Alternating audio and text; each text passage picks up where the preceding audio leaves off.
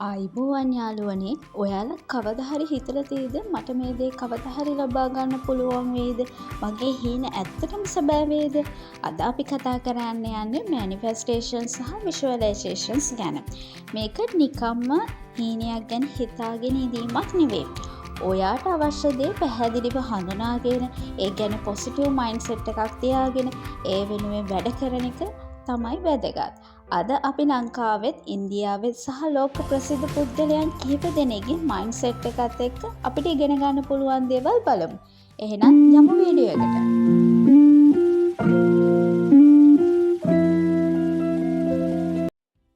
Manifestation කියන්නේ මොකක්ද? Manifestation කියන වචනය අද සෝෂල් මීඩියා වල ගොඩක් ජනප්‍රියයි. සරලව කිව්වොත් මට අවශ්‍ය ජීවිතය ගැන පැහැදිලි විෂන් එකක් තියාගෙන ඒ වෙනුවෙන් පොසිටිව් මයින්ඩ්සෙට් එකක් සහ ක්‍රියාමාර්ගයක් පවත්වාගෙන යන එක කියලා අපිට මේක තේරුම් ගන්න පුළුවන්. උදාහරණයක් විදියට මට සක්සස් වෙන්න ඕන කියනවට වඩා මම අවුරුදු 2කින් මේ ෆීල්ඩ් එකේ හොඳ පොසිෂන් එකකට යනවා. ඒ වෙනුවෙන් මම අද සිට ස්කිල් ඩිවෙලොප් කරනවා කියන එක වඩාත් ප්‍රැක්ටිකල්. අපි බලමු ක්‍රිස්ටියානෝ රොනාල්ඩෝ දිහා. රොනාල්ඩෝ ගැන ලෝකයේම දන්න දෙයක් තමයි ඔහුගේ ඩිසිප්ලින්, කොන්ෆිඩන්ස් සහ ගෝල් එක ගැන තියෙන දැඩි ෆෝකස් එක. ඔහුගේ මයින්ඩ්සෙට් එකෙන් අපිට ඉගෙන ගන්න පුළුවන් ලොකුම ලෙසන් එක තමයි ඩ්‍රීම් එකක් තිබුණට විතරක් මදි ඒ ඩ්‍රීම් එක වෙනුවෙන් වැඩ කරන්න ඕන. ඔයාටත් ලොකු ගෝල් එකක් තියෙනවා නම් හැමදාම මට බැහැ කියලා හිතනව වෙනුවට මම මේක කරන්න පුළුවන්. අද ඉඳන් කරන්න පුළුවන් ස්ටෙප් එක මොකක්ද කියලා අහන්න. මැනිෆෙස්ටේෂන් එකට ඇක්ෂන් එකක් එකතු වුනහම තමයි මීනින්ෆුල් වෙන්නේ. ඒ වගේම ඉන්දියාවේ ගොඩක් ජනප්‍රිය නළු නිළියන් ගෝල් සෙටින්, විසුවලයිසේෂන් සහ පොසිටිව් තින්කින් ගැන බොහෝ දෙනෙක් කතා කරනවා. ප්‍රියංක චොප්රා වගේ අය තමන්ගේ ඩ්‍රීම් සහ ගෝල්ස් ගැන පබ්ලික් ඉන්ටර්වියු වලදී කතා කරලා තියෙනවා. ඒගේ ජර්නි එකකින් අපිට ඉගෙන ගන්න පුළුවන් දෙයක් තමයි ඔයාගේ බෑග්ග්‍රවුන්ඩ් එක, ඔයාගේ ෆියුචර් එක තීරණය කරන්න ඕනේ නැහැ. ඔයාට තියෙන විෂන් එක පැහැදිලි කරගෙන ඒකට ගැලපෙන ඔපචුනිටි එකක් හොයාගෙන එකින් එක ස්ටෙප් ගන්න. ඔයාගේ ඩ්‍රීම් එක අද ඉම්පොසිබල් වගේ පෙනුනත් ඒක වෙනුවෙන් අද ගන්න පුංචි ඇක්ෂන් එක අනාගතයේ ලොකු වෙනසක් කරන්න පුළුවන්.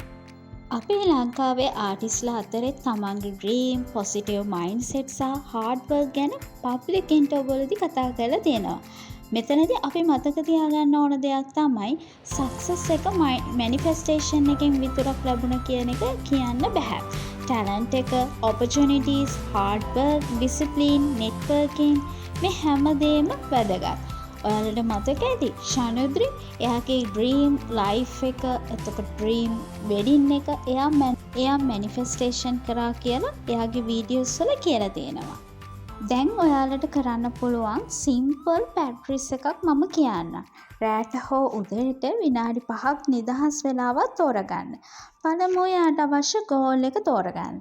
උදාහරණයක් විදියට මට හොඳ ජොබ් එකක් ලබා ගන්න ඕන. ඊළඟට ඒ ගෝල් එක ලබා ගත්තොත් ඔයාගේ ජීවිතේ කොහොමද කියලා ඉමේජ් කරන්න. ඊට පස්සේ මේ ප්‍රශ්නේ අහන්න. ඒ ගෝල් එකට යන්න මම අද කරන්න පුළුවන් දෙයක් මොකක්ද? ඊට පස්සේ ඔයාට CV එක අප්ඩේට් කරන්න පුළුවන්, ඔයාගේ ස්කිල් එකක් හදාගන්න පුළුවන්. ඉතින් යාළුවනේ මැනිෆෙස්ටේෂන් කියන්නේ ඇස් වහගෙන හීනයක් ඉල්ල ඉදීමක් විතරක් නෙවෙයි. ඔයාගේ ඩ්‍රීම් එක පැහැදිලි කරගන්න. ඒ වෙනුවෙන් පොසිටිව් මයින්ඩ්සෙට් එකක් තියාගන්න. ඔයාට පුළුවන් කියලා විශ්වාස කරන්න. ඒකට අමතරව හැමදාම ඒ වෙනුවෙන් පොඩි හරි ඇක්ෂන් එකක් ගන්න. අද කරන පුංචි ස්ටෙප් එක හෙට ලොකු වෙනසක් වෙන්න පුළුවන්. ඔයාගේ බිග්ගස්ට් ඩ්‍රීම් එක මොකක්ද? කමෙන්ට් එකකින් දාගෙන යන්න. මේ වගේ වීඩියෝ බලන්න කැමති නම් හැමෝටම ෂෙයා කරන්න. තවත් මගේ මේ වගේ වීඩියෝස් බලන්න සබ්ස්ක්‍රයිබ් කරන්න.